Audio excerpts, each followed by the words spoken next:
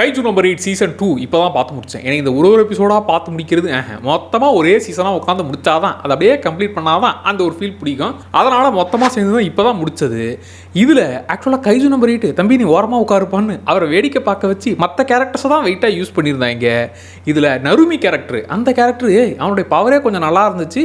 அது இல்லாமல் ரெனோ கேரக்டருக்கு இவங்க பவர் அப் பண்ணுறதுங்கிற மாதிரி இப்படி மற்ற கேரக்டர்ஸ் எல்லாம் இவங்க அடுத்த லெவலுக்கு கூட்டு போகிறதுன்ற மாதிரி அந்த விஷயங்கள்லாம் நல்லா இருந்துச்சுப்பா. ஸ்டார்டிங்கில் என்ன பெருசாக ஒன்றும் இல்லையே, அதே அடுத்த கேஜ் வந்துச்சாப்பா அப்படிங்கிற மாதிரி தான் ஆரம்பிச்சது. கைஜு நம்பர் 9 அது ரீஎன்ட்ரி கொடுத்து அது பண்ணக்கூடிய அட்டாக்கு ஆக்ஷன் சீக்வன்ஸாக பிடிச்சது. அண்ட் இந்த சீசனில் காமெடி பெருசாலாம் இல்லை, but action area plus emotional area அதுதான் அதிகப்படியாக வச்சுருந்தாங்க. கைஜு நம்பர் 8 எப்பா நான் கைஜுவாக மாறிட்டா நீங்கள்லாம் என்னப்பா பண்ண போகிறீங்க அப்படின்னு அவர் ஃபீல் பண்ணிக்கிட்டு இருந்தா, தம்பி நீ ஓரமாக போய் ஃபீல் பண்ணு, நாங்களாம் இங்கே மாஸ்க் காட்ட போகிறோன்ற மாதிரி எல்லாரும் சேர்த்து அவங்க மாஸ்க் காட்டக்கூடிய மொமெண்ட்ஸ் தான் இந்த சீசன் முழுக்க இருந்துச்சு. இந்த சீசனில் உங்களுக்கு எந்த கேரக்டர் ரொம்ப பிடிச்சதுங்கிறத கமெண்ட்டில் சொல்லுங்கள். சீசன் 2 எப்படி இருந்துச்சுங்கிறதையும் மறக்காமல் சொல்லுங்கள்.